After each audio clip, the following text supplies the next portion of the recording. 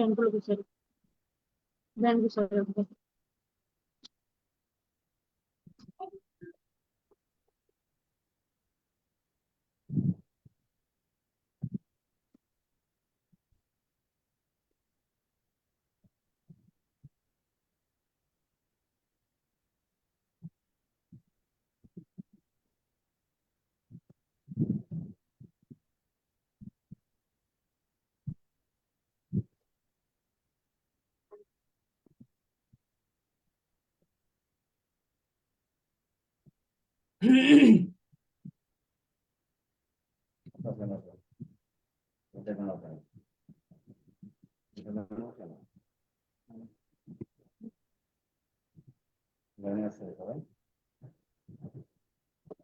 নমস্কার, জয় শ্রীকৃষ্ণ।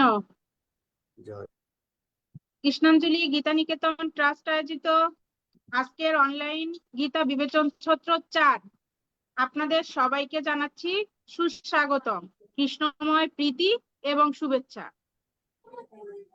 কৃষ্ণাঞ্জলি গীতা নিকেতন ট্রাস্টের একজন সেবী হিসেবে আজকের এই বিবেচন সত্রের উপস্থাপনায় আপনাদের সাথে আছি আমি টুম্পা হালদার। অনুষ্ঠানের শুভ সূচনা করব প্রারম্ভিক প্রার্থনার মধ্য দিয়ে।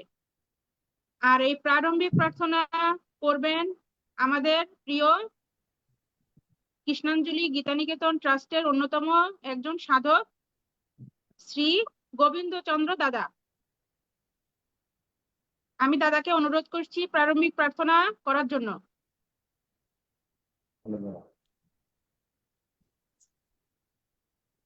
দাদা, আপনি শুনতে পাচ্ছেন কি?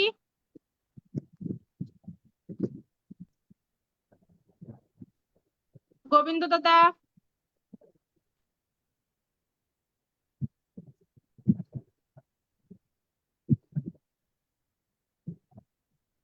জয় শ্রীকৃষ্ণ দাদা।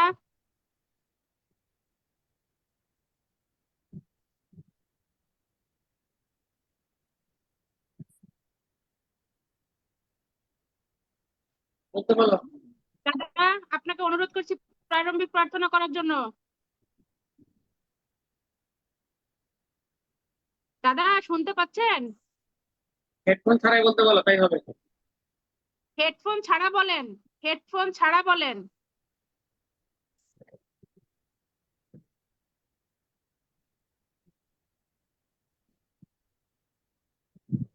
ओम तत्सत्। येगेशं सच्चिदानन्दं वासुदेवं ब्रजप्रियं धर्मसंस्थापकं वीरं कृष्णं वन्दे जगद्गुरुं, कृष्णं वन्दे जगद्गुरुं, कृष्णं वन्दे जगद्गुरुं। ओम तत्सत्।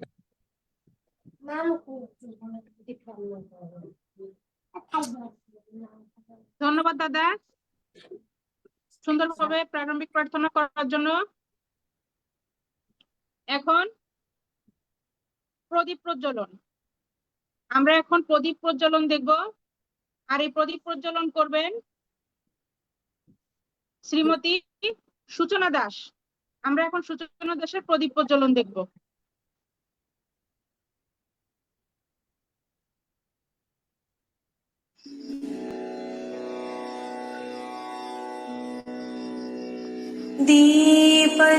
दीपज्योतिः परं ज्योतिः, दीपज्योतिर्जनार्दनः, दीपहरतु मे पापम्, दीपज्योतिर्नमस्तुते, शुभं करतु कल्याणम्, आरोग्यं सुखसम्पदः, द्वेषबुद्धिः विनाशाय, आत्मज्योतिर्नमस्तुते, आत्मज्योतिः प्रदीप्ताय, ब्रह्मज्योतिर्नमस्तुते, ब्रह्मज्योतिः प्रदीप्ताय गुरुर्ज्योतिर्नमस्तु ते।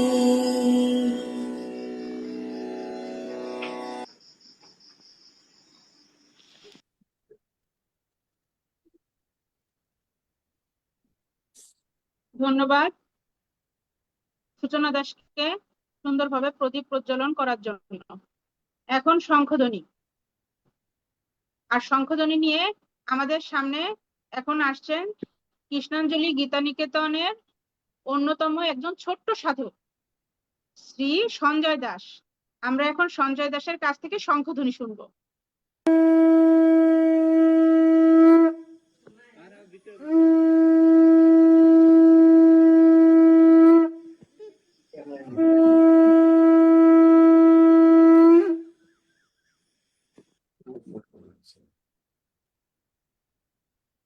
ধন্যবাদ ছোট্ট সঞ্জয় দাসকে সুন্দরভাবে শঙ্খধ্বনি করার জন্য। এখন সেই মূল পর্ব, যার জন্য আমরা এতক্ষণ অধীর আগ্রহে অপেক্ষা করে বসে আছি, গীতার অর্থ বিবেচন শ্রবণের জন্য। আজকের বিবেচনা হবে চতুর্থ অধ্যায় জ্ঞানযোগ। আমরা সবাই অবগত আছি আজকে আমাদের এই বিবেচন করবেন আমাদের সবার প্রিয় শ্রী মিলন দাস দাদা। দাদা ইতিমধ্যে আমাদের মাঝে উপস্থিত হয়েছেন।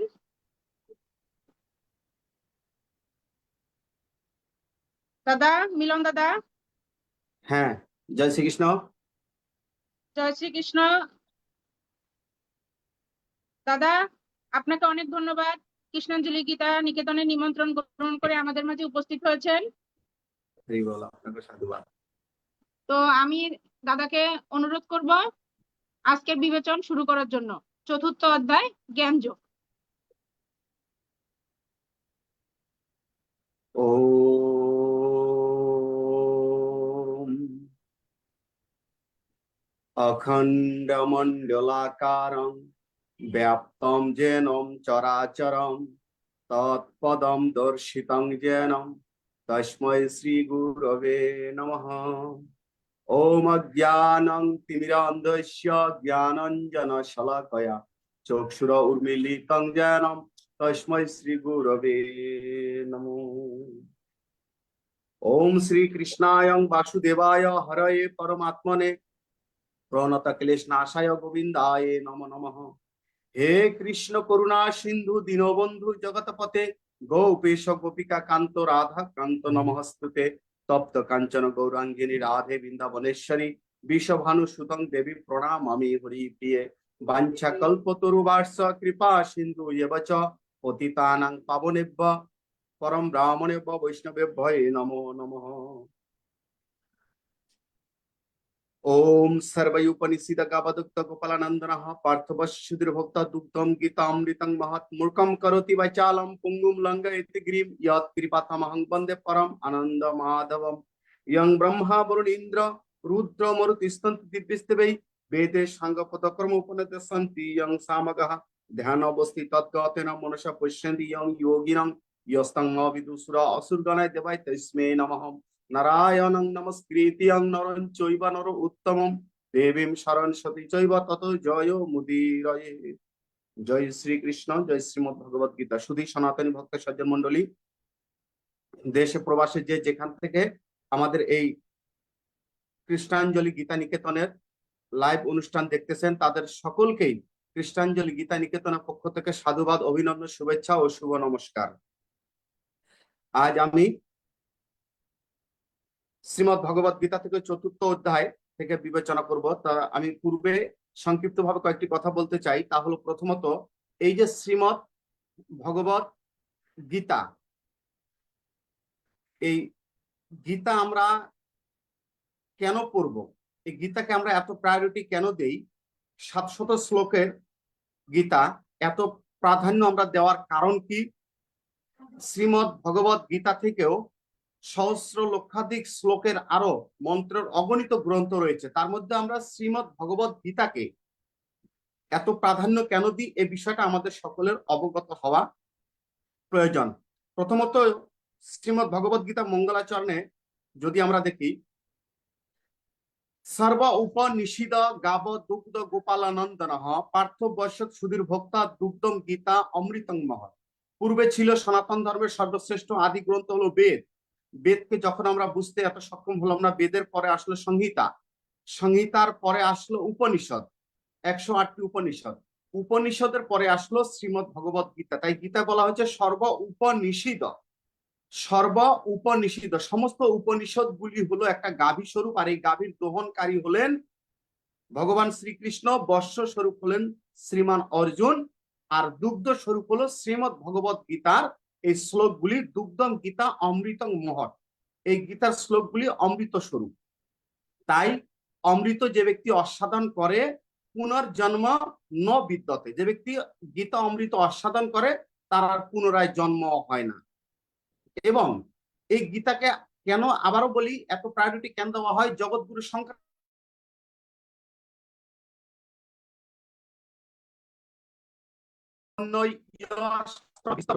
যা স্বয়ং পদ্মনাভস্য মুখ পদ্ম বিনিশ্রিতা।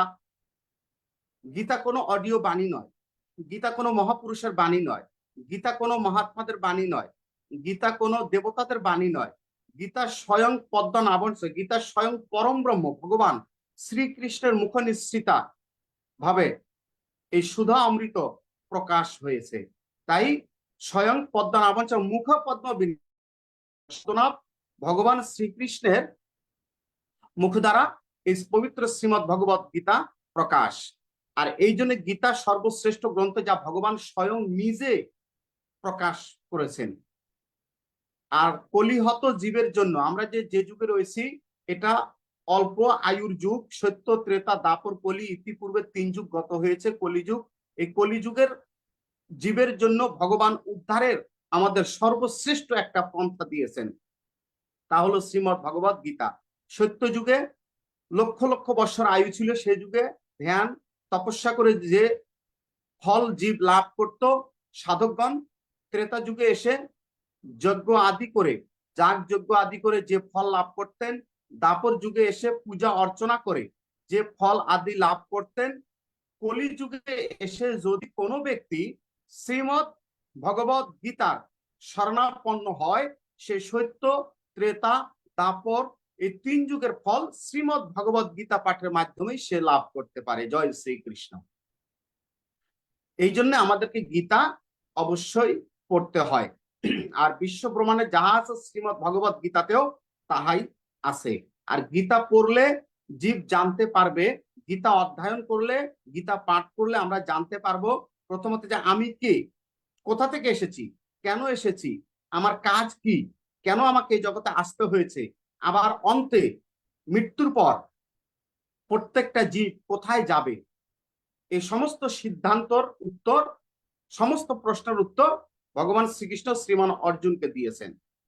তো এই জন্য গীতা পড়লে আমরা জানতে পারবো যে আমি কে। তো প্রথমত আসলে প্রত্যেকটা ব্যক্তির জানা উচিত নিজেকে আগে জানা। তো নিজেকে জানতে গেলে শ্রীমদ ভগবত গীতায় ভগবান শ্রীকৃষ্ণ শ্রীমান অর্জুনকে বলেছেন যে হে অর্জুন, আমরা হলাম সকলেই কে, পঞ্চদশ অধ্যায় পুরুষোত্তম যোগ শ্লোক নাম্বার 7, সেখানে বলা হয়েছে মামৈব অংশ জীবলোক জীবভূত সনাতন মনস্বাষ্টানি ইন্দ্রিয়ানি প্রকৃতি স্থানী করসতি। পৃথিবীর সমস্ত জীবকুল হলেন ভগবান শ্রীকৃষ্ণের অংশ। কৃষ্ণ হলেন বৃহৎ, আমরা হলাম ক্ষুদ্র। এই ক্ষুদ্রের কাজ হলো বৃহৎকে নিত্য সেবা করা। আমরা সকলেই কৃষ্ণের অংশ। এই জগতে আমরা এসেছি সেই কৃষ্ণ সেবা করার জন্য, কৃষ্ণের দাসত্ব করার জন্য। জীবের স্বরূপ হয় কৃষ্ণের নিত্য দাস। আমাদের প্রত্যেকটা জীবের স্বরূপ হলো কৃষ্ণের নিত্য দাসত্ব করা। এই জন্য ভগবান শ্রীকৃষ্ণের শরণাপন্নে এসে কৃষ্ণ আনুগত্য হয়ে কৃষ্ণকে জানতে হবে। আমরা একে তো কৃষ্ণের অংশ, এবং দ্বিতীয় আমরা সকলে আত্মা, যে আত্মার ন জায়তে মৃয়তে, না জন্ম আছে আর না মৃত্যু আছে। আমরা হলাম সেই সূক্ষ্ম আত্মা। আমরা কেউই এই দেহ নই, দেহের ভিতরে থাকা যে সূক্ষ্ম আত্মা কৃষ্ণের অংশ, পরমাত্মার অংশ, অবিচ্ছেদ অংশ আমরা হলাম, তাই সেই সূক্ষ্ম আত্মা। আর এই আত্মাকে জানতে হবে, আত্মাকে, ঈশ্বরের সাথে আত্মার সম্পর্ক কি, এই সমস্ত প্রশ্নের উত্তরগুলি শ্রীমদ ভগবত গীতায় ভগবান শ্রীকৃষ্ণ শ্রীমান অর্জুনকে প্রদান করেছেন। আমি চতুর্থ অধ্যায় জ্ঞান যোগ আরম্ভ করতে যাচ্ছি। তো দেখি এবার গীতা কিভাবে, আমরা সকলেই জানি যে গীতা দাপর যুগের অন্তে ভগবান শ্রীকৃষ্ণ শ্রীমান অর্জুনকে দিয়েছেন, আমরা ইহাই জানি। কিন্তু ভগবান শ্রীকৃষ্ণ শ্রীমান অর্জুনকে নিজ মুখে কিভাবে গীতা প্রদান করলেন এবং গীতা কখন আসলো। অত চতুর্থ অধ্যায় জ্ঞান যোগ শ্রী ভগবান উবাচ ইমং বিবস্বতে যোগং প্রক্তবাণম হমব্যয়ম বিবস্বান মনোব্যাপ্রাহ মুনিরিক্ষক অব্রবীত। ভগবান অর্জুনকে বললেন যে হে অর্জুন, এই গীতার্থ জ্ঞান আমি পূর্বে বিবস্বান অর্থাৎ সূর্যদেবকে আমি প্রদান করেছিলাম। সূর্যদেব তার পুত্র শিষ্যপুত্র মনু মহারাজকে দিয়েছিলেন। মনু মানব সমাজের আদি পিতা, মা হলেন শতরূপা, আমাদের আদি পিতা। বর্তমান আমরা অনেক ভিন্ন ভিন্ন সম্প্রদায় আদিতে পরিচয় বা প্রকাশ, কিন্তু মূলে আমরা সকলেই মনু মহারাজের সন্তান। মনু মহারাজ যা, আমরাও সকলেই তা। একজন পিতার 10 জন সন্তান থাকলে সকলেই একই পরিচয় বহন করে। তা মনু মহারাজ এই জ্ঞান পূর্বে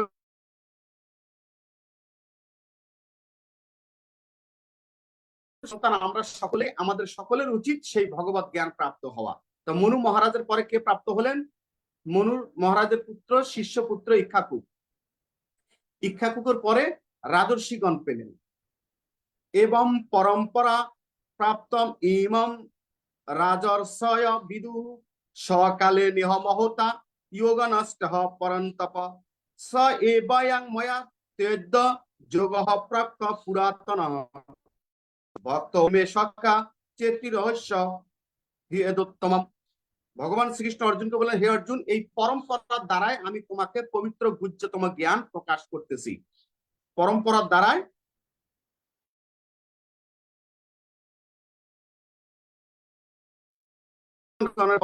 শ্রীমান অর্জুন এই জ্ঞান যখন বিলুপ্ত হয়ে যায় আলস্য বসে, এই জ্ঞান পরবর্তীতে ভগবান শ্রীকৃষ্ণ শ্রীমান অর্জুনকে প্রদান করলেন। অর্জুনকে বললেন, অর্জুন তুমি আমার সখা, তুমি আমার ভক্ত, তুমি আমার অতি নিকটবর্তী ব্যক্তি এবং পরম বন্ধু, তাই আমি তোমাকে এই গুহ্যতম গীতার রহস্য তত্ত্ব কথাগুলি তোমাকে আমি প্রকাশ করতেছি।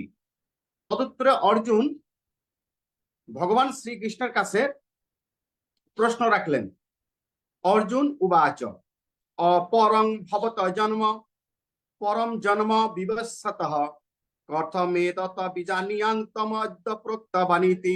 যে হে ভগবান, আগে তোমার জন্ম না আগে সূর্যের জন্ম? তুমি তো আসলে সেদিন, সূর্যকে কি করে এই জ্ঞান প্রদান করলে? অর্জুন ভাবতেন কৃষ্ণ সূর্যের পরে এসেছেন, কিন্তু সূর্যদেবকে কি করে এই জ্ঞান প্রদান করলেন? কিন্তু অর্জুন জানতেন না যে কৃষ্ণ অনন্ত কাল ধরে রয়েছেন, অনাদি কাল থেকে ভগবান শ্রীকৃষ্ণ। অর্জুন তাহা এই প্রশ্নের মধ্যে জানতেন না। এই জন্য পরবর্তীতে ভগবান শ্রীকৃষ্ণ 5 নম্বর শ্লোকে চতুর্থ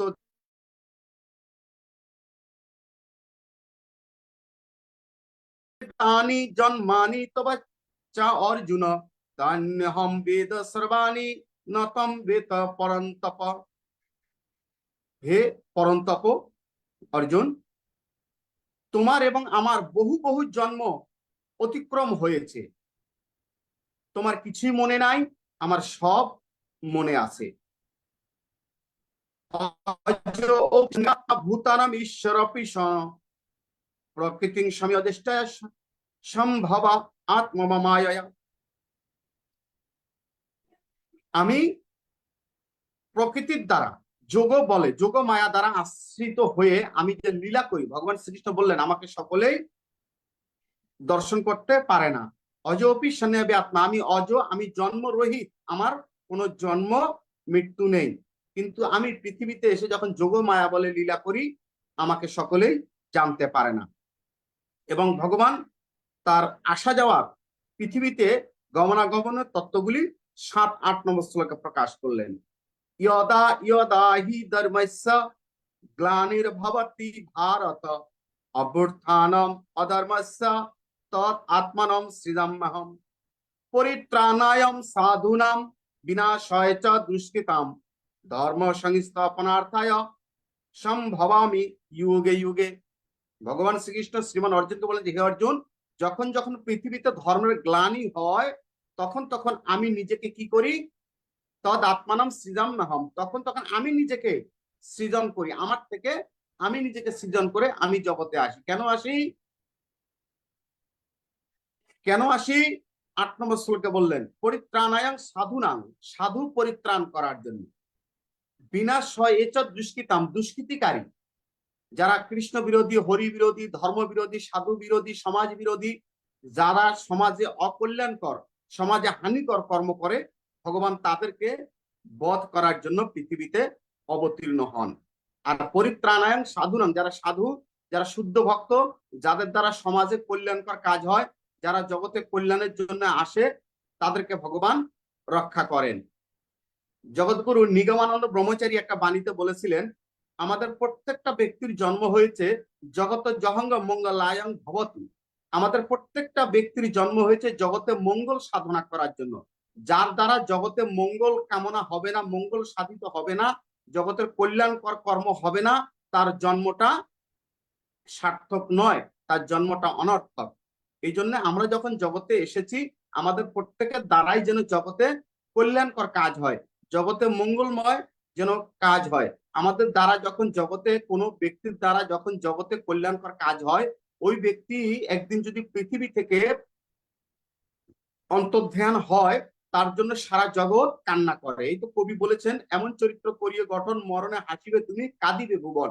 যারা জগতে কল্যাণকর কাজ করে তারা হাসতে হাসতে অন্তিম কালে ভগবানের ধামে যায়, আর তার জন্য সারা জগৎ কান্না করে। এমন ব্যক্তি বিরল, আর দ্বিতীয় ভাবে পাওয়া যায় না। এই জন্যে ভগবানের ভক্তদেরকে রক্ষার জন্য যুগে যুগে অবতীর্ণ হন। আর তাহলে ভগবান 3টা কাজের জন্য জগতে অবতীর্ণ হন। প্রথম কাজ হলো সাধু পরিত্রাণ, দ্বিতীয় কাজ হলো দুষ্কৃতিকারী বিনাশ, আর তৃতীয় কাজ হলো ধর্ম সংস্থাপন। এই সনাতনকে, চিরন্তর শাশ্বত সত্য সনাতনকে সংস্থাপন করার জন্য ভগবান নিজেই যুগে যুগে অবতীর্ণ হন।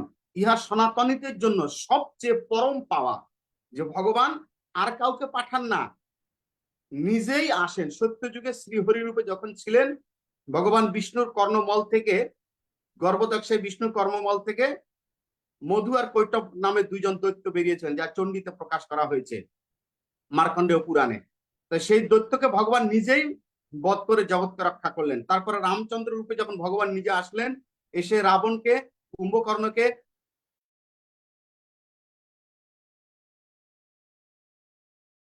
কংসকে, অসুর বকাসুরকে বধ করে কৃষ্ণ রূপে এসে কংস আদিকে বধ করে ধর্মকে সংস্থাপন করলেন। আমরা কত সৌভাগ্যবান যে আমাদের সনাতন ধর্মের ভগবান শ্রীকৃষ্ণ নিজে যুগে যুগে অবতীর্ণ হয়ে সাধুদেরকে পরিত্রাণ করেন এবং এই সনাতনকে নিজেই সংস্থাপন করেন। তাই আমরা সকলেই ধন্য, সনাতন ধর্মে যারা আমরা আছি, আমাদের জীবন। ভগবান নিচের শ্লোকে 9 নম্বর শ্লোকে ভগবানের জন্ম রহস্য তত্ত্ব কথা বললেন। এতদিন আমরা যেভাবে ভগবান শ্রীকৃষ্ণকে জানতাম, অনেকে অনেকভাবে, ভগবান কিন্তু সেভাবে নন। কিভাবে? 9 নম্বর শ্লোকে বললেন, জন্ম কর্ম চমে দিব্যম এবং ইয়বেত্তি তত্ত্বতঃ ত্যক্ত দেহম পুনর্জন্ম নয়েতি মামেতি সহ অর্জুন।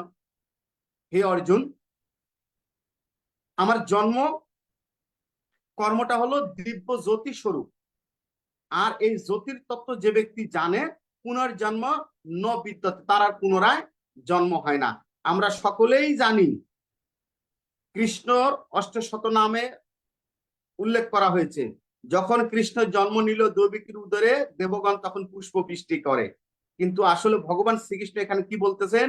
ভগবান বলতেছেন, আমার জন্ম আর কর্মটা হলো দিব্য জ্যোতি স্বরূপ, মানুষের মতন, সাধারণ জীবের মতন ভগবানের জন্মকর্মগুলি নয়। সাধারণ জীবের থেকে ঊর্ধ্বে ভগবানের জন্মকর্ম। ভগবান হলো অজনী সম্ভবা, এবং ভগবানের জন্মকর্মগুলি হলো দিব্য, যা আমাদের সাধারণ মানুষের অগোচরে, সাধারণ মানুষ যা আমরা বুঝতে পারি না। ভগবানের এই দিব্য রহস্যগুলি কেবল ভগবানের একনিষ্ঠ ভক্ত একনিষ্ঠ ভক্ত এবং নিত্য সিদ্ধা ভক্ত, শুদ্ধ কোনো বৈষ্ণব, শুদ্ধ কোনো সাধু, শুদ্ধ কোনো ব্রহ্মচারী, শুদ্ধ কোনো গীতক্ত জ্ঞানী, কৃষ্ণ আনুগত্য যাদের জীবন, এমন ব্যক্তিগুলোই কিন্তু কৃষ্ণ ভগবান শ্রীকৃষ্ণের দিব্য রহস্যগুলিকে অনুধাবন করতে পারে, জানতে পারে, তা ব্যতীত নয়। এই জন্য ভগবান বলছেন আমার জন্ম কর্ম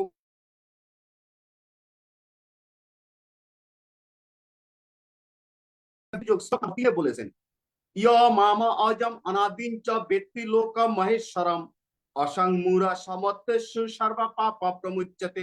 সেখানেও বললেন অর্জুনকে, হে অর্জুন, আমি ইয় মামা অজম অনাদিন চ, আমি অজ জন্মরহিত, অনাদিন চ আমার আদি অন্ত শুরু শেষ কিছুই নেই, ব্যক্তি লোক মহেশ্বরম আমি সমস্ত লোকের মহা ঈশ্বর।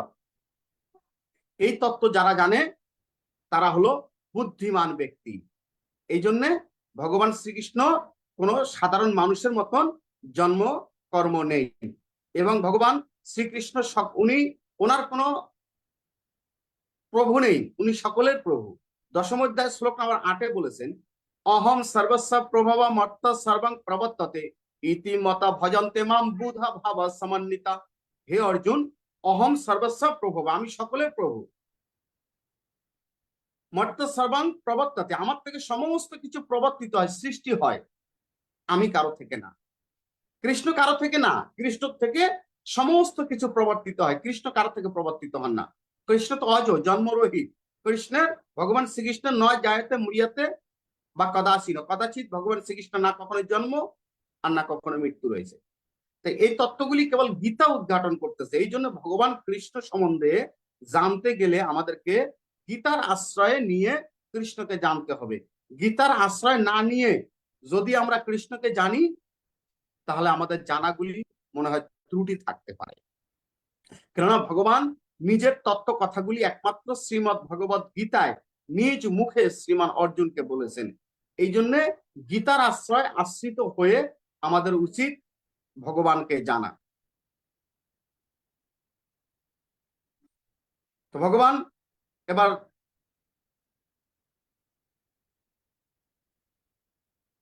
10 নম্বর শ্লোকে বললেন, হে অর্জুন, বিতরাগ ভয় ক্রোধা মন্ময়া মামুপাশ্রিতা বহুবা জ্ঞান তপস্যপুতা মদ্ভাব আগমতা। ভগবানকে পেতে গেলে বিতরাগ ভয় ক্রোধ এগুলি ত্যাগ করে মনময়া মামুপাশ্রিতা ভগবানের কাছে আমাদেরকে আশ্রয় নিতে হবে। হিংসা, বিদ্বেষ, ষড়রিপু এবং ইন্দ্রিয় আসক্ত, বিষয় আসক্ত ব্যক্তিগুলি কখনো ভগবানের শরণাপন্নে আসতে পারে না। যখন আমরা ভগবানের শরণাপন্নে আসব, তখন আমাদের সমস্ত কিছু জাগতিক স্পৃহাগুলি, বিষয় আসক্তগুলি অনাসক্ত হয়ে ভগবানের শরণাপন্নে আসতে হবে। তাহলে ভগবান আমাদেরকে কৃপা করবেন, গ্রহণ করবেন। আর আমরা যদি বিষয় চিন্তাও করি, ষড়রিপু চিন্তা করি, ইন্দ্রিয় আসক্ত হই, আবার ভগবানকেও সেবা করব, তাহলে ভগবান আমাদেরকে যথাযথভাবে গ্রহণ করবেন না, ভক্ত হিসেবে আমাদেরকে গ্রহণ করবেন না। তাই ভগবানের পথে মতে আসতে গেলে সমস্ত বিষয় বাসনাগুলি ত্যাগ করে ভগবানের শরণে আসতে হবে, তাহলে ভগবান আমাদেরকে কৃপা করবেন। কেননা ভগবান তো বলেছেন আমাকে কখন পাবে, সর্বধর্মানাং পরিত্যাজ্য মামে একং শরণং ব্রজ অহম তাম সর্ব পাপভ্য মুক্ষয়ে স্বামী মাসুচ। সমস্ত ধর্ম, কি ধর্ম? কুরুক্ষেত্রে যখন যুদ্ধ হয়েছিল তখন সনাতন ধর্ম ব্যতীত অন্য কোনো ধর্মের লোকেই ছিল না। যারা ছিল দুইটা পক্ষ একই পরিবারের, কুরু পরিবারের দুইজন, কৌরবগণ আর পাণ্ডবগণ। ওখানে সনাতন ধর্ম ব্যতীত আর কোনো ধর্ম লোক ছিল না। তারপরেও ভগবান বলেছেন অর্জুন সর্বধর্মান, সমস্ত ধর্ম। কি ধর্ম? এই যে মন গড়া ধর্মগুলি, অশাস্ত্র বিহিতং ঘোরং তপন্তে যে তপা জানা দম্ভ অহংকার সংযুক্ত কামরাগ বলান্বিতা। অশাস্ত্র ভাবে ঘোর তপস্যাকারী ও নরকগামী যেমন হয়, তদ্রূপ ভগবানকে পেতে গেলে আমাদের ইন্দ্রিয়গত ধর্ম, মন গড়া ধর্ম, বিষয় আসক্তি ধর্মগুলি পরিত্যাগ করতে হবে। ভগবান সেই ধর্মকে পরিত্যাগ করতে বলেছেন। তোমার হৃদয়ে কৃষ্ণ ব্যতীত, শুদ্ধ ভক্তি ব্যতীত, পরম ব্রহ্ম ব্যতীত যে চিন্তাগুলি আছে, এগুলিকে তুমি পরিত্যাগ করো, পরিত্যাজ্য করো। এগুলিকে পরিত্যাগ করলে কি হবে? সর্বধর্ম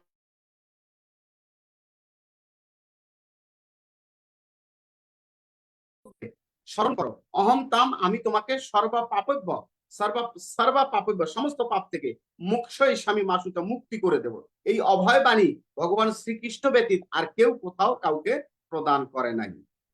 এই জন্য ভগবানের কাছে আসতে গেলে কি অনাসক্ত হয়ে ভগবানের চরণে নিজেকে সমর্পণ করলে তারপর ভগবান আমাদেরকে কৃপা করবেন। জয় শ্রীকৃষ্ণ। এবার ভগবান 11 নম্বর শ্লোকে সুন্দর তত্ত্ব কথা বললেন ভজন বিষয়ে, যে যথামাম প্রপদান্তে তাং তেস্তৈব ভজামহম মম বর্তানু অনুবর্তন্তে মনুষ্যঃ পার্থ সর্বস্য। ভগবান বললেন যে হে অর্জুন, যে যথামাম প্রপদান্তে, যে আমাকে যেভাবেই ভজনা করে সে সেভাবেই পাবে। দেখেন, ভগবানকে আমরা অনেকে অনেক ভাবে সেবা করি, ভগবানকে আমরা অনেকে অনেক ভাবে সেবা করি।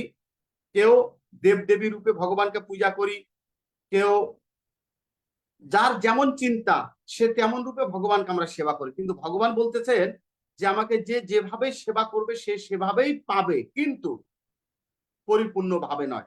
মম বর্তন অনুবর্তনতে মনুষ্য পার্থ সর্বস্ব। হে পার্থ অর্জুন, আমার সেই ব্যক্তি আমার কাছে সর্বস্ব সর্বশ্রেষ্ঠ, যে আমার বক্তব্য অনুযায়ী, মম বর্তন অনুবর্তন, আমার বক্তব্য অনুযায়ী, আমার কথা অনুযায়ী, আমার আদেশ উপদেশ অনুযায়ী যে ব্যক্তি চলবে, যার যে ব্যক্তি জীবন ধারণ করবে, সেই আমার কাছে সর্বশ্রেষ্ঠ ব্যক্তি, সেই আমার একমাত্র প্রিয় ব্যক্তি। এখন শাস্ত্রে অনেক ভাবে ভগবানকে পাওয়ার পথ বলা হয়েছে, শাস্ত্রে অনেক ভাবেই ভগবানকে পাওয়ার পথ বলা হয়েছে, যে পথগুলি আমাদের অবলম্বন করলে দ্রুত বিমান বেগে আমরা ভগবানের কাছে যেতে পারবো, সেই পথগুলি আমাদেরকে অবলম্বন করতে হবে। তাহলে আমরা ভগবানের কাছে দ্রুত ভাবে যেতে পারবো। আর আমরা যে পথ অবলম্বন করব অবশ্যই সেটা ভগবত নির্দেশিত পথ হতে হবে, বৈদিক মত আদর্শের পথ হতে হবে, আর অবশ্যই সেটা শ্রীমৎ ভগবত গীতাক্ত মত আদর্শ হতে হবে। এবং আর ভগবানের কাছে দ্রুত যেতে গেলে ভগবানের বাণী অনুযায়ী ভগবানকে জানতে হবে। ভগবান বারবার আহ্বান করেছেন যে তোমরা আমার কাছে আসো, আমার কাছে আসো, আমার কাছে আসো। ভগবান হলেন পরম পিতা, এই আমাদের পরম পিতা সন্তান আমরা সকলেই। পরম পিতা প্রত্যেকটা পুত্রদেরকে হাত ছানি দিয়ে ডাকতেছেন, তোমরা আমার কাছে আসো, আমার কাছে আসো। মায়া মোহতে পড়ে এদিক সেদিক আটকা পড়ো না, মায়ার জালে পড়ো না, তোমরা আমার কাছে চলে আসো। এবার ভগবান 12 নম্বর শ্লোকে বললেন, কাংশান্ত কর্মাণং সিদ্ধিং ইয়জন্ত ইয়দেবতঃ ক্ষিপ্রম হি মনুষ্য মানুষের লোকে সিদ্ধির ভবতি কর্মজা। ভগবান এখানে দেবতা আদি পূজার কথা বললেন। যে ব্যক্তি দেবতা আদিতে আসক্ত হয়ে পূজা অর্চনা করতে চায় তার সিদ্ধি লাভ হয়,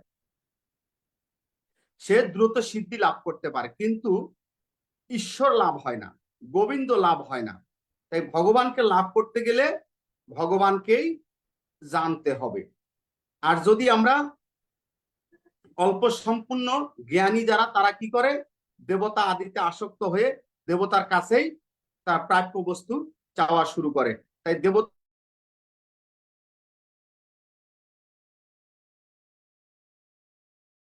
আমাদেরকে প্রদান করে। কোন এমপি মন্ত্রী মিনিস্টার নিজের থেকে কিছু দেন না, যখন উপর মহল থেকে সরকার প্রধান প্রাইম মিনিস্টার যদি কিছু বাজেট করেন সেখান থেকে তারা জনগণের মাঝে পৌঁছায়। তদ্রূপ দেবতা আদিদের নিজস্ব কোনো ক্ষমতা নেই, তারা নিজের থেকে কিছু প্রদান করবে যতক্ষণ না পর্যন্ত ঈশ্বর তাদেরকে অর্পণ করেন। তো এই জন্য সপ্তম অধ্যায় জ্ঞান বিজ্ঞান শ্লোক 19 ভগবান বলেছে, অর্জুন অন্তবতু ফলঙ্কেশং তদ্ভব অত্যল্প মেধাসাম দেবনা দেবায় জানতি মদ্ভক্ত জানতি মাম অপিমাম। সেখানে ভগবান বললেন যে হে অর্জুন, অল্প সম্পূর্ণ ব্যক্তিরা তারা দেবতা আদিতে আসক্ত থাকে, তারা অন্তে দেবলোকে যায়, কিন্তু আমার লোকে আমার কাছে আসতে পারে না। আর যে ব্যক্তি আমাকে জানে সে আমার কাছে আসবে।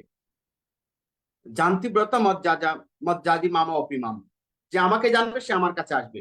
সপ্তম অধ্যায় এই কথা বলার পর আবার নবম অধ্যায় রাজবিদ্যা রাজগুজ্জ যোগ শ্লোক নাম্বার 25 সেখানে ভগবান বলেন যে হে অর্জুন জান্তি দেব ব্রতান ইয়ান্তি ব্রত দেবান জান্তি ব্রত দেবান দেবানা জান্তি জান্তি দেবব্রতান দেব ভূত জান্তি ভূতজ্য। ভগবান সেখানে বললেন অর্জুনকে যে হে অর্জুন জান্তি দেবব্রতা দেবান পিতৃ জান্তি পিতৃব্রতা ভূতানি জান্তি ভূতজ্য জান্তি মদজাজি মামপি মাম। যে হে অর্জুন যে ব্যক্তি দেবতা আদিকে জানবে সে দেবলোক পর্যন্ত যাবে, যে ব্যক্তি পিতৃপুরুষকে জানবে পিতৃলোকে সে পিতৃলোকে যাবে, যে ব্যক্তি ভূত আদিকে জানবে সে ভূত লোকে যাবে।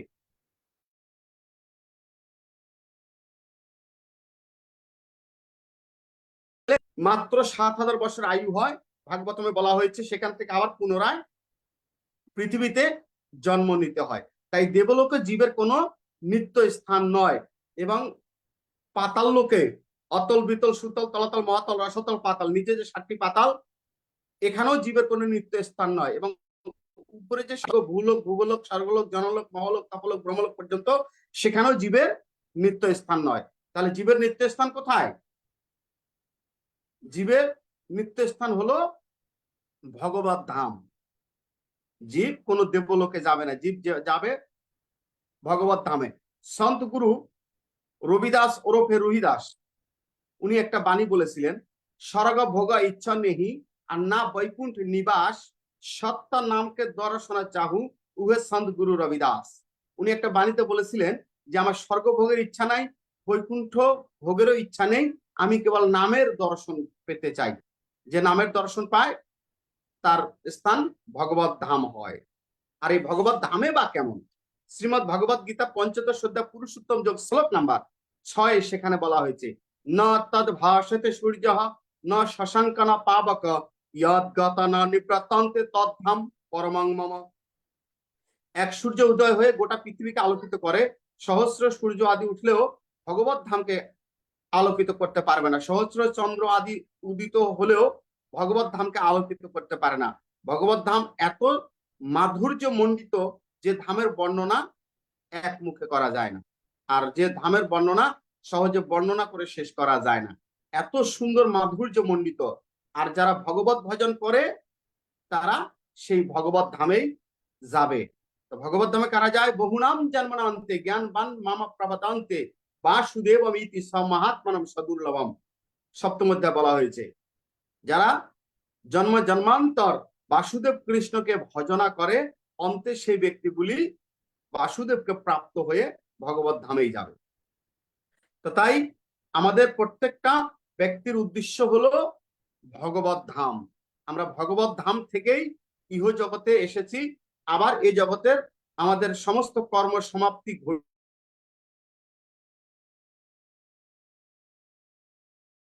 যেতে পারি।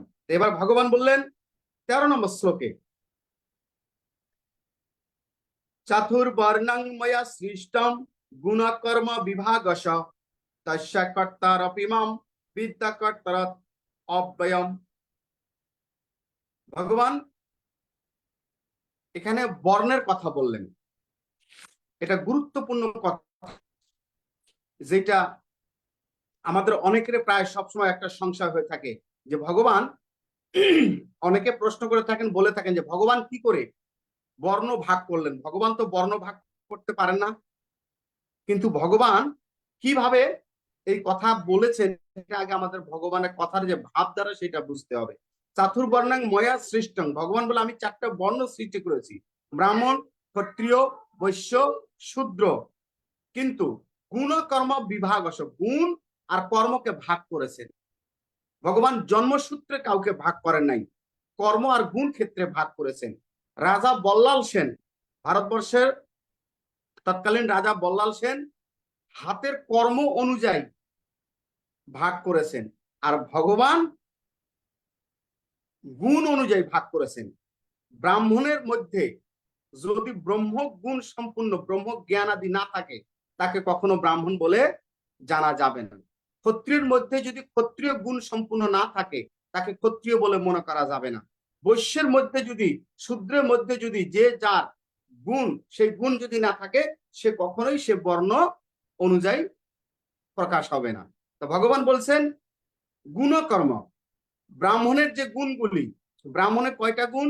9টা গুণ। শ্রীমদ ভগবত গীতা অষ্টাদশ মোক্ষযোগ শ্লোক নাম্বার 41, 42, 43, 44 নম্বর শ্লোকে ভগবান বর্ণের কথাগুলি প্রকাশ করেছেন। আমরা সেদিকটা একটু লক্ষ্য করে দেখি।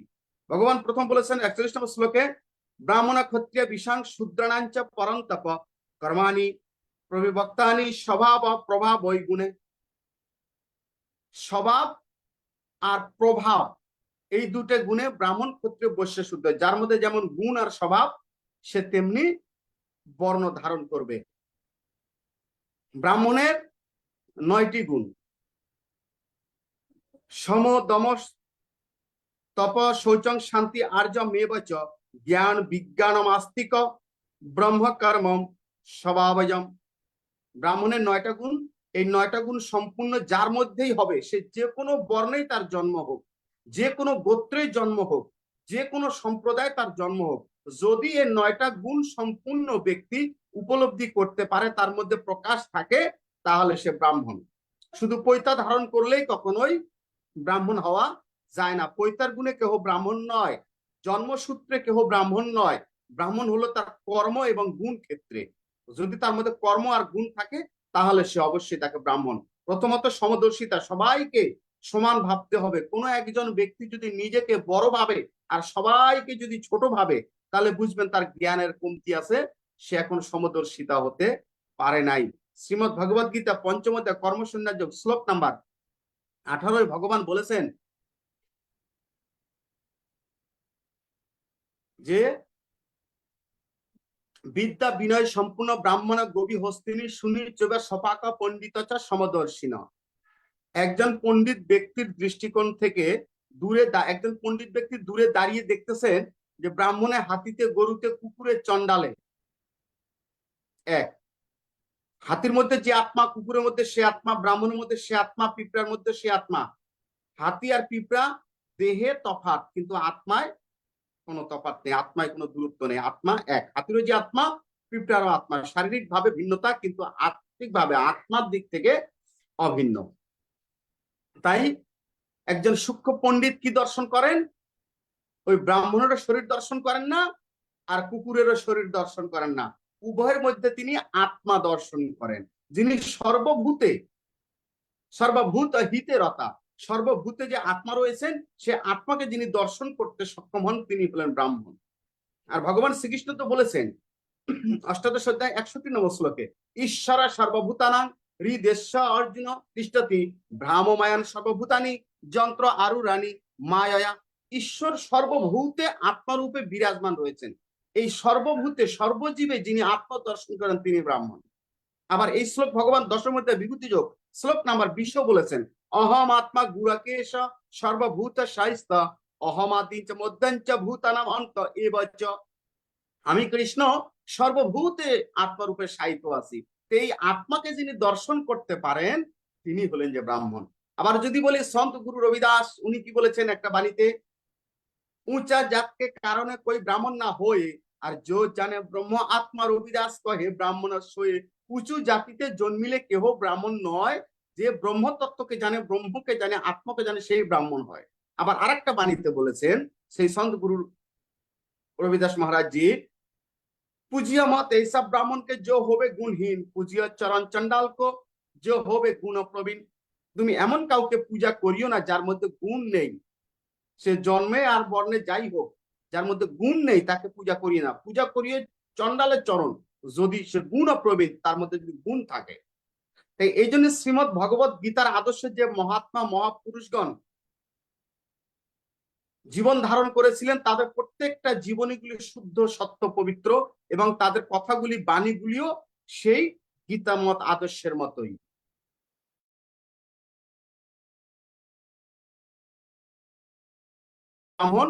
ব্রাহ্মণ সর্বদা শুদ্ধ থাকবে, পবিত্র থাকবে, সদা ন্যায় নিষ্ঠাবান থাকবে, সমদর্শিতা থাকবে, এবং ব্রাহ্মণ সকলের মঙ্গল কামনা করবে, কখনোই নিজের মঙ্গল কামনা শুরু করবে না।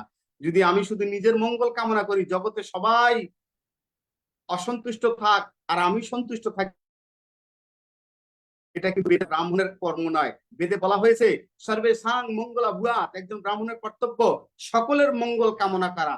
সর্বে সন্তু নিরাময়া, সকলেই শান্তিতে থাকুক। সর্বে ভদ্রাণী পশ্যন্তু, সকলে ভদ্র দর্শন করুক। মা করছে দুঃখ ভাগ হবে, কেহ যেন শাস্ত্রবিধি লঙ্ঘন করে দুঃখের ভাগী না হয়। ইহা একজন ব্রাহ্মণের স্বভাব। তাই এই জগতে যার হৃদয়ে, যার অন্তরে এই গুণগুলি, জ্ঞানগুলি প্রকাশ হয়, তাকে কেবল ব্রাহ্মণ বলে জানতে হবে, সে যেখান থেকেই উঠে আসুক না কেন। জয় শ্রীকৃষ্ণ। এবং ক্ষত্রিয়ের কর্ম কি?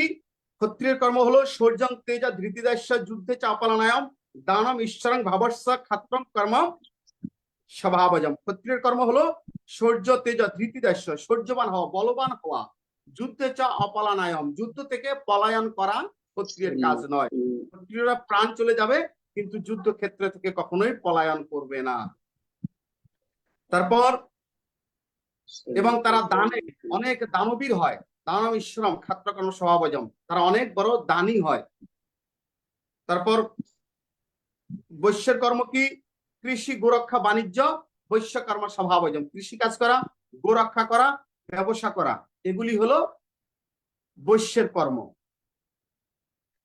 পরিচার্য আত্মকর্ম কর্ম শূদ্র সাপী স্বভাবজম, যারা পরিচার্য করে তারা হলো শূদ্র। তা এই নিয়ম অনুসারে, গীতত্ব বাণী অনুযায়ী আমরা যে যে কর্ম করব সেই সেই বর্ণ ধারণ করব। তা ভগবান বলেছেন গুণ আর কর্ম বিভাগ, গুণ আর কর্ম দিয়ে ভগবান ভাগ করেছেন। আর আমরা মানুষেরা ভাগ করেছি যে যেখান থেকে আসবে সে সেই পরিচয় বহন করবে। এই জন্য নকুল কুমার বিশ্বাস বলেছিলেন বর্ণ ভেদের মর্মবাণী শুনো বলি তত্ত্ব তার,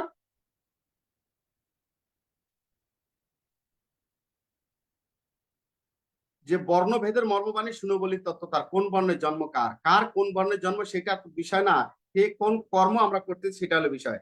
এবার ভগবান শ্রীকৃষ্ণ বর্ণ তত্ত্বের পরে 14 নম্বর শ্লোকে বললেন ন মামা কর্মাণি লিপ্পন্তি ন মে কর্মে ফলে স্পৃহা ইতি মাম ইহ অভিজানাতি কর্মাভির ন সবদ্ধতে। ভগবান কোন কর্মে লিপ্ত থাকেন না, না ভগবানের কোনো কর্মফল রয়েছে। ভগবান কোনো কর্ম করেন না, আর না তিনি কোনো কর্মে লিপ্ত থাকেন। ন মামা কর্মাণি লিপ্পান্তি ন মে কর্ম ফল স্পৃহা, না আমার কোনো কর্ম আছে লিপ্ত থাকি কর্মে, আর না কোনো জগতে স্পৃহা আছে। এই তত্ত্ব যে ব্যক্তি জানে সে হলো জ্ঞাত। আমরা ভগবান যেভাবে বলেছেন সেইভাবেই যেন ভগবানের বাণী অনুযায়ী ভগবানকে মনে করতে পারি। ভগবান বললেন যে কর্মফলে আমার কোনো আকাঙ্ক্ষা নেই, তাই কর্ম আমাকে আসক্ত করতে পারে না। এইভাবে অর্থাৎ কর্মফলে স্পৃহাহীন হয়ে কর্তৃত্ব অভিমানহীন যিনি আমাকে জানেন, কর্ম তাকে আবদ্ধ করতে পারে না এবং কর্মের তার পুনর্জন্ম ঘটে না, পুনর্জন্ম হয় না। আমি চতুর্থ অধ্যায় থেকে সব শ্লোকগুলি বললে অনেক সময় লাগবে।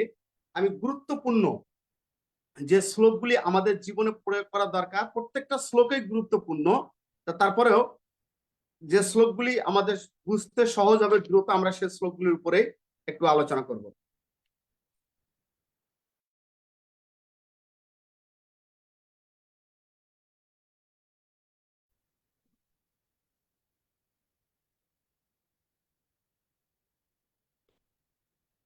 यस्य सर्वे समारंभा, এই শ্লোক নম্বর 16, কিম কর্ম কিম কর্মেতি কবাপাত্রম মোহিতে কর্ম প্রবশ্যমি ইয়জ জ্ঞাতা মোক্ষের শুভাত। তো ভগবান এখানে আমাদের কর্মের কথা বললেন। কোন কর্মটি কোনটি বা অকর্ম, কর্মশূন্যতা এই বিষয়ে পণ্ডিতরাই পর্যন্ত ভ্রান্ত হয়ে যান মাঝে মাঝে। তাই ভগবান বললেন সুতরাং যা জানলে সংসার রূপ অশুভ থেকে মুক্ত হব, সেই কর্ম এবং অকর্ম বিষয়ে আমি তোমাকে বলবো। তো ভগবান বললেন কর্মণা হ্যাপি বৌদ্ধব্যাম চা বিকর্মণঃ অকর্মাঞ্চ বৌদ্ধব্যাম গহনা কর্মণে গতি। শাস্ত্রবিহিত যে কর্ম তত্ত্বগুলি সেগুলি বুঝতে হবে। নিষিদ্ধ কর্মের তত্ত্ব তেমন তো বোঝা উচিত, এবং কর্মহীনতার অর্থাৎ কিছু না করার তবুও বুঝে নিতে হবে কর্মের তত্ত্ব জানা কিন্তু কঠিন। ভগবান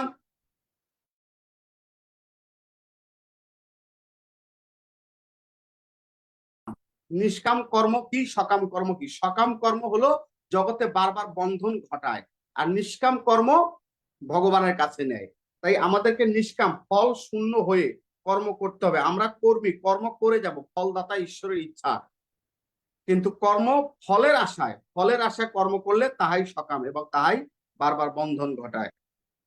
কর্মণ্য কর্ম পশ্চাৎ কর্মাণি চ কর্ম সহ বুদ্ধিমান মনুষ্যেষু সযুক্ত কৃত সকর্মকৃতম। যিনি কর্মে ও অকর্মে কর্ম দর্শন করেন মানুষের মধ্যে জ্ঞানী, তিনি যোগযুক্ত এবং সব কর্মের কর্তা। यस्य सर्वे समा आरंभ काम संकल्प वर्जितः ज्ञान अग्निदग्ध कर्माणं तम आहु पंडितम बुधा।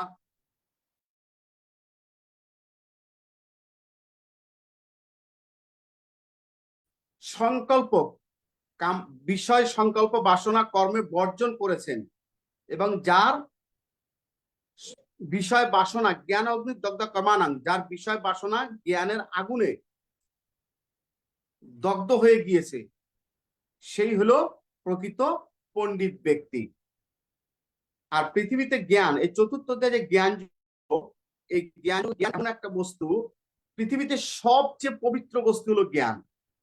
গীতায় ভগবান একটি শ্লোকে বলেছেন চতুর্থ অধ্যায়, নহি জ্ঞানং সদৃশং পবিত্র মিহ বিদ্যতে তৎ স্বয়ং যোগ সংসিদ্ধ কালম আত্মনি বিন্দতি। শ্রদ্ধাবান লভতে জ্ঞানম তৎপর সংযতে ইন্দ্রিয় জ্ঞানম লব্ধা পরম শান্তি শান্তি চিরনধিগচ্ছতি। এই পবিত্র গুহ্যতম জ্ঞান যার হৃদয়ে একবার উদয় হয়, নহি জ্ঞান সদৃশং পবিত্র মিহ বিদ্যতে, জ্ঞানের মতন পবিত্র জগতে আর কিছু নেই, জ্ঞানের সাথে কোনো কিছুই তুলনা হয় না। এই জ্ঞান অগ্নি দগ্ধ কামানাং তমাহু পণ্ডিতা বুধা, এই জ্ঞান আগুন যার হৃদয়ে একবার উদয় হয়, তার পূর্ব জন্মের সহ এই জন্মের সমস্ত কর্মফলগুলি দগ্ধ হয়ে সেই ব্যক্তি পবিত্র হয়ে যায়। জয় শ্রীকৃষ্ণ। তো এই জন্য আমাদেরকে জ্ঞান অর্জন করতে হবে। কি জ্ঞান? জড় জ্ঞান নয়, যে জ্ঞান জীবের বন্ধন ঘটায় সেই জ্ঞান নয়, আত্মজ্ঞান। পৃথিবীতে যত জ্ঞান আছে সমস্ত জ্ঞানের ঊর্ধ্বে হলো কি? সমস্ত বিদ্যার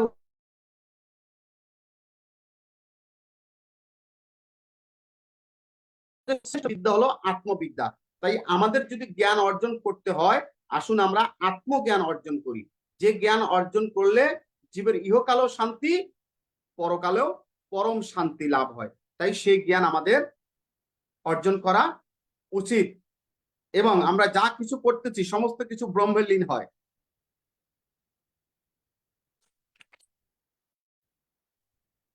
আমি এই চতুর্থ অধ্যায়ের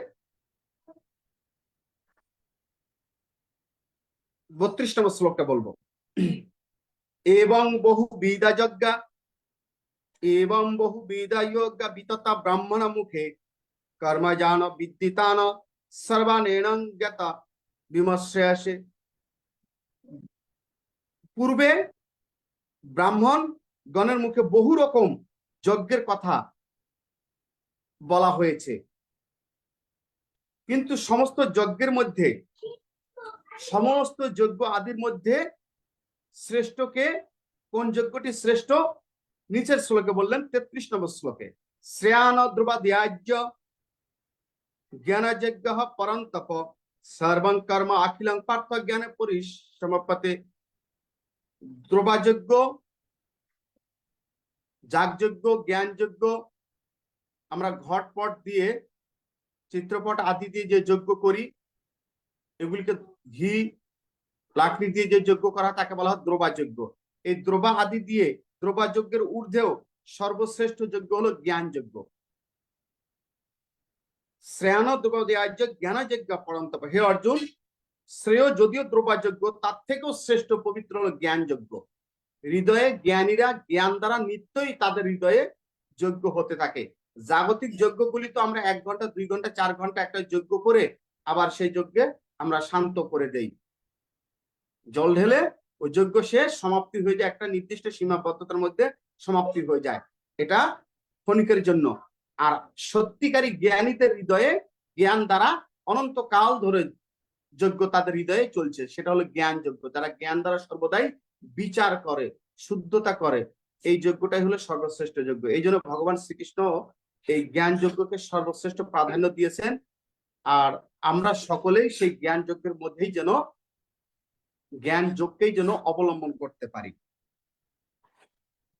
এবং এই জ্ঞান যোগ্য যার হৃদয়ে উদয় হয়, সর্বকর্ম আত্মীয় পার্থ জ্ঞানের পরিসমাপ্তি, তার সমস্ত কর্ম সমাপ্তি ঘটে। যার কর্ম পৃথিবীতে সমাপ্তি ঘটে তার পুনর্জন্ম ন বিদ্যতে, পুনরায় জন্ম হয় না। আর যার কর্ম সমাপ্তি ঘটে না তাকে বারবার জন্ম নিতে হয়। পরীক্ষিত বালা একটি সঙ্গীতে বলেছিলেন, পূর্বে রেত সাধের দেহ কর্মরবে পড়ে। মানুষ মারা যায় কিন্তু মানুষের কর্মফল মারা যায় না, কর্ম কখনো মারা যায় না। তাই মানুষ দেহ ত্যাগ করে, কখনো কর্ম ত্যাগ করে না। তাই কর্মকে সমাপ্তি ঘটিয়ে, কর্মফলকে ইহ জগতে থাকা অবস্থাতেই কর্মফলকে সমাপ্তি ঘটিয়ে আমাদেরকে দেহান্ত হতে হবে, তাহলে ওই জীবের মুক্তি হবে। যদি আমরা কর্মফলকে সমাপ্তি না ঘটাই তাহলে কখনোই আমাদের কি জন্ম মৃত্যু চক্র থেকে আমরা উদ্ধার হতে পারবো না।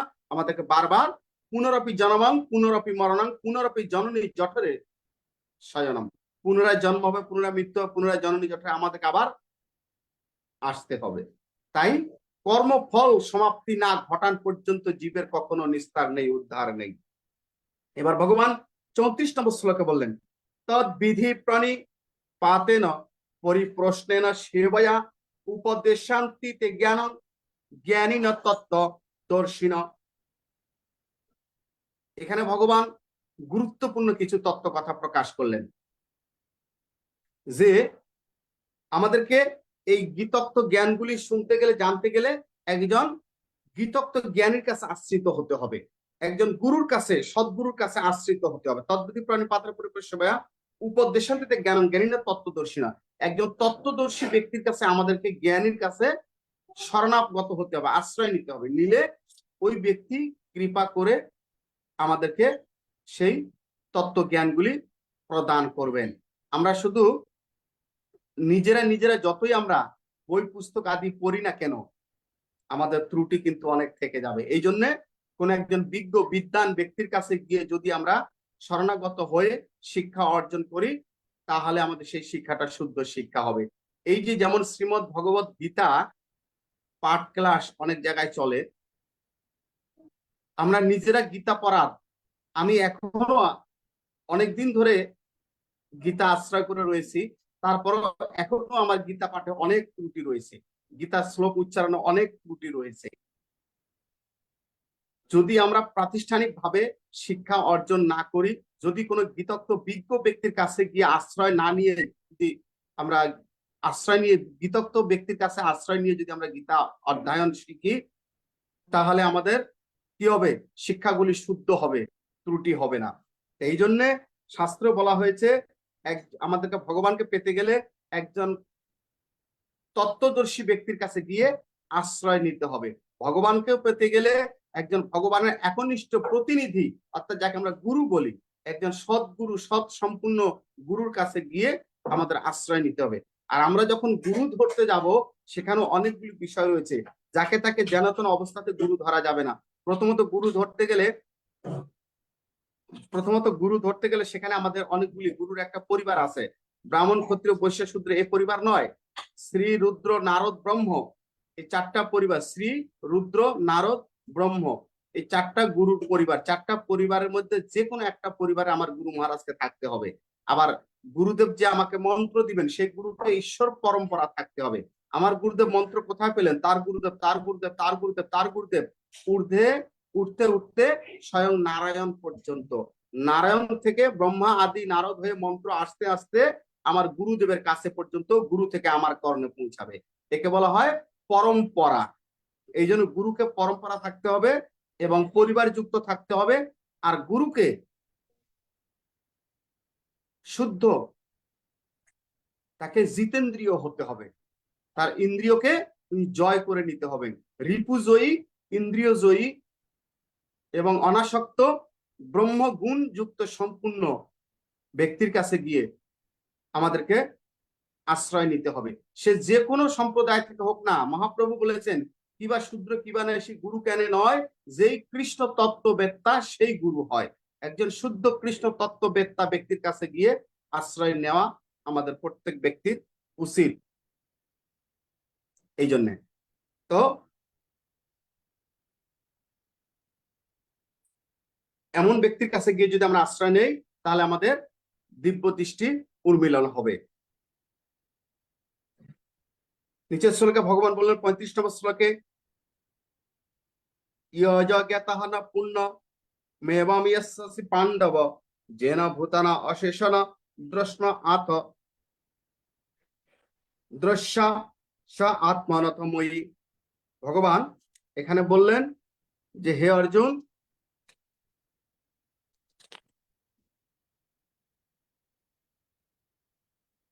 যা জানলে পুনরায় এমন মোহগ্রস্ত হবে না, যে জ্ঞানের দ্বারা চরাচর প্রাণী নিজের মধ্যে এবং পরের মধ্যে আমাকে দেখতে পায়। এমন তত্ত্বের কথাই আমি তোমাকে বলবো, শোনো। অপি চেদস্যি পাপভ্য সর্বভ্য পাপকৃতমঃ সর্বং জ্ঞান পুলনৈবম দ্বিজরং সন্ত্রস্যাসি। যদি তুমি সমস্ত পাপীদের মধ্যে নিকৃষ্ট পাপকারীও হও, তবুও সকল প্রকার পাপ দ্বারা যা দুষ্কর বলে সাগরের তুল্য, সেই সাগর তুমি জ্ঞানের ভেলায় অতিক্রম করতে পারবে। মহা পাতকীয় যদি মহা পাতকী হৃদয়ে যদি এই গীতত্ব জ্ঞান উদয় হয়, সেও সন্ত হয়ে সাধু হয়ে সে উদ্ধার হয়ে যাবে। মহাপাপীয় ভগবান এই অভয় বাণী আর কোথাও দেননি। এবং 37 নম্বর শ্লোকে বললেন, যথেদাংসি সমে অর্ধ অগ্নি ভস্মতে কুরুতে অর্জুনম জ্ঞান অগ্নি সর্বকর্মাণি ভস্মসাৎ কুরুতে তথা। হে অর্জুন, যেমন প্রজ্বলিত অগ্নি বা কাষ্ঠ রাশি ভস্মীভূত করে, সেরূপ ব্রহ্মজ্ঞান অগ্নি সমস্ত কর্মকে ভস্মীভূত করে। যখন আমাদের হৃদয়ে সে জ্ঞান উদয় হয়, সমস্ত কর্মকে ভস্মীভূত করে।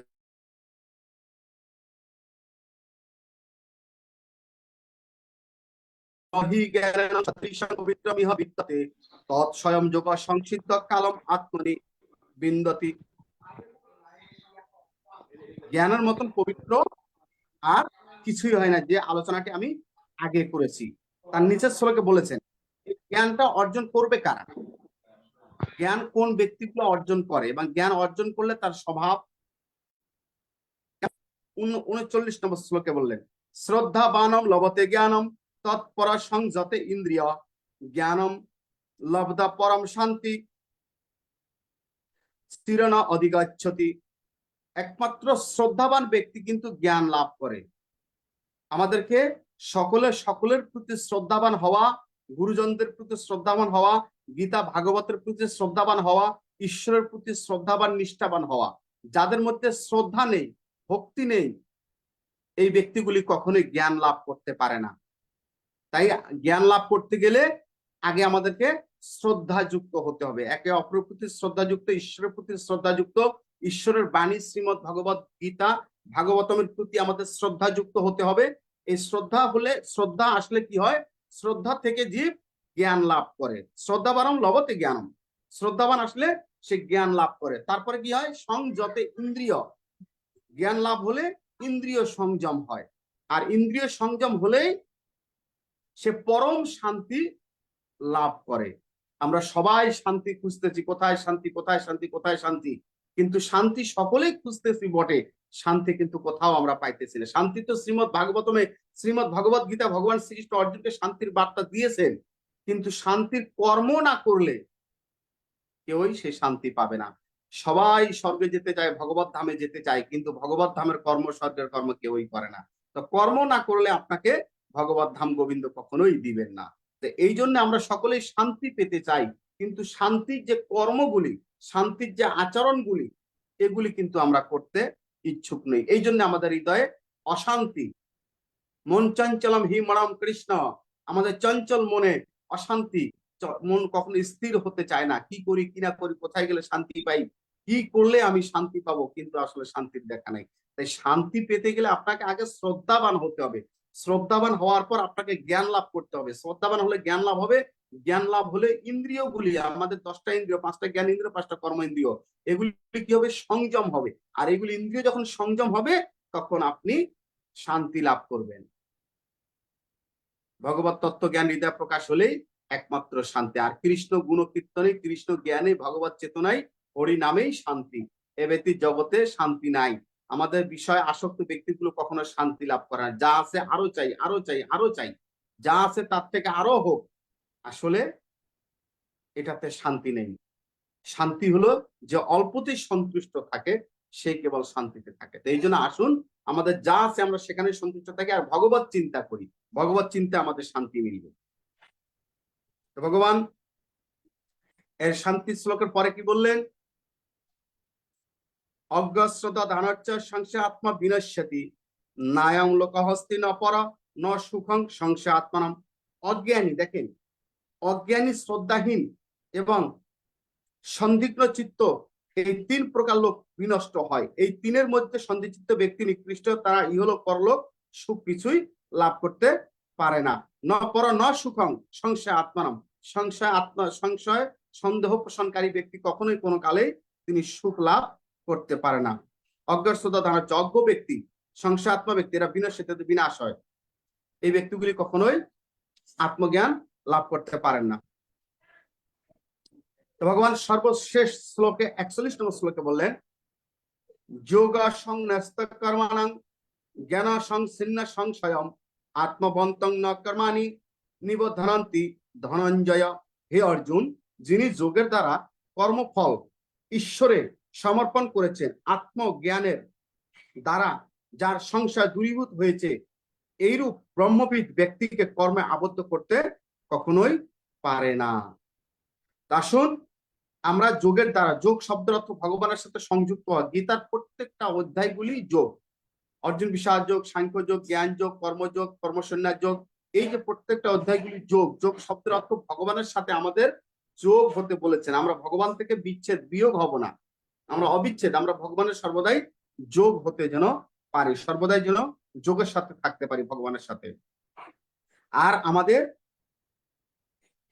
যারা ভগবানের সাথে যোগ ন্যস্ত হয়ে সর্বকর্ম করেন এবং যাদের জ্ঞান সংশয় ছিন্ন শয়ন, এবং যারা আত্মজ্ঞানের দ্বারা যাদের সংশয় সন্দেহ সম্পূর্ণ ছিন্ন হয়েছে, সেই ব্যক্তিগুলোকে কর্ম কখনো আবদ্ধ করতে পারে না। তো আমাদের প্রত্যেকটা ব্যক্তির উচিত গীতোক্ত ভাবে শ্রীমৎ ভগবত গীতার জ্ঞানকে অধ্যয়ন করা। তো এই জন্য শ্রীমৎ ভগবত গীতা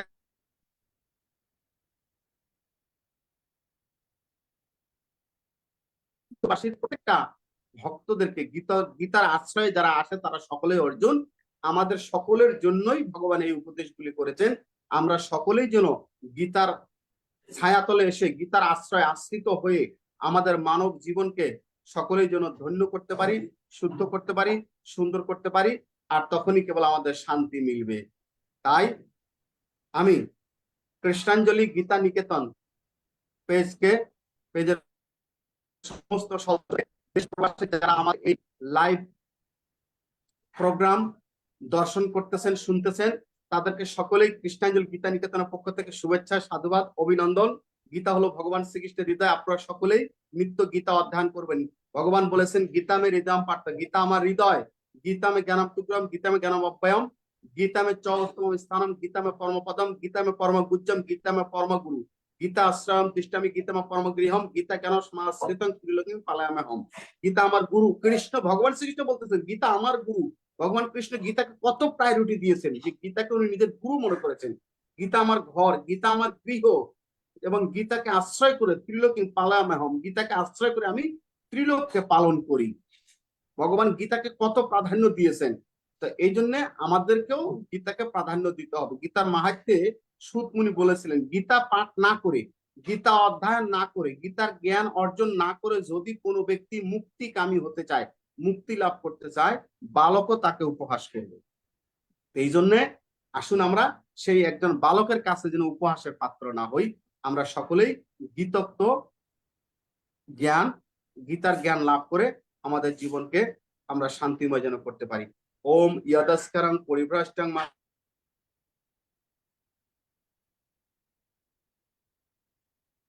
শ্রী মহাভারতে শতস্রাং সংহিতায় বৈয়াসিকং ভীষ্ম পর্বাণি শ্রীমদ ভগবদ গীতাসু উপনিষৎসু ব্রহ্ম বিদ্যাং যোগ শাস্ত্রে শ্রীকৃষ্ণ অর্জুন সংবাদে জ্ঞান যোগ নামকম চতুর্থ অধ্যায় সমাপ্তম।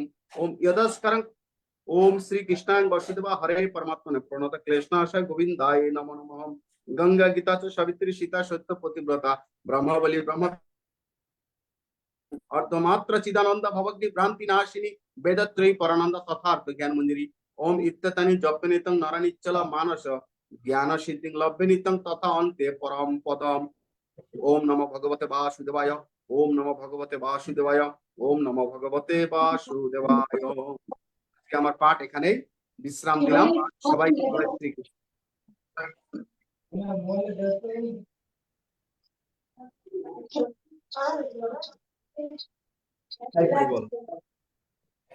দাদা, হ্যাঁ, খুব খুব সুন্দরভাবে আপনি বিবেচন করেছেন চতুর্থ অধ্যায় জ্ঞান যোগ। আসলে দাদাকে অনেক ধন্যবাদ। আমরা এতক্ষণ দাদার কাছ থেকে চতুর্থ অধ্যায়ের জ্ঞান যোগ বিবেচন শুনলাম। অত্যন্ত সহজ সরল এবং সুন্দরভাবে দাদা আমাদেরকে এটা বুঝিয়ে দিয়েছেন যে জ্ঞান যোগ শ্রবণ করে ঈশ্বরের দিব্য জন্ম কর্ম ও চিন্ময় জ্ঞান সম্পর্কে জেনে হৃদয় পবিত্র করি ও ঈশ্বরের অপ্রাকৃত প্রীতি লাভ করার চেষ্টা করি। এই যে বিষয়টা, এটা আমরা দাদার বিবেচনের মাধ্যমে আমরা শ্রীমৎ ভগবত গীতার চতুর্থ অধ্যায় সম্পর্কে সুন্দরভাবে আমরা এটা বুঝতে পেরেছি। এবং দাদার এই যে বিবেচন থেকে আমরা যে সারমর্মটা পেয়েছি, সেটাকে আমরা সুন্দরভাবে আমাদের বাস্তব জীবনে এটাকে প্রয়োগ করে আমরা আমাদের চলার পথকে সুগম করব। এখন আমাদের সমাপনী প্রার্থনা, আর এই সমাপনী প্রার্থনা নিয়ে এখন আমাদের সামনে আসছে কৃষ্ণাঞ্জলি গীতানিকেতনের অন্যতম একজন সাধক শ্রী শচীন দাস। আমি শচীন দাস কে অনুরোধ করব সমাপনী প্রার্থনা করার জন্য।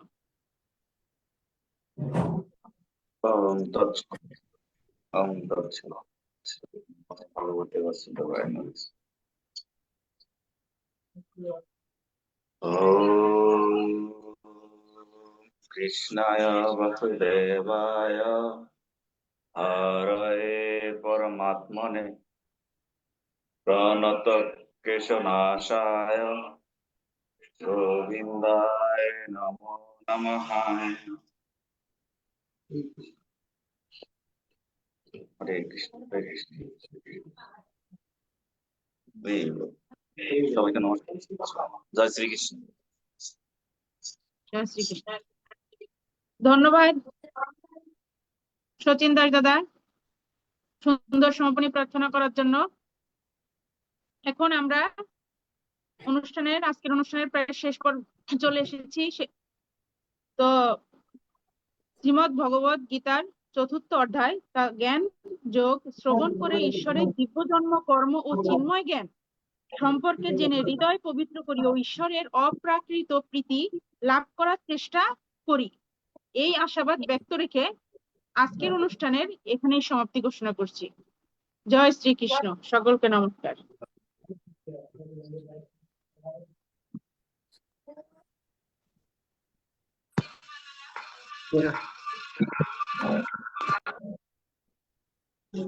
তো ওটা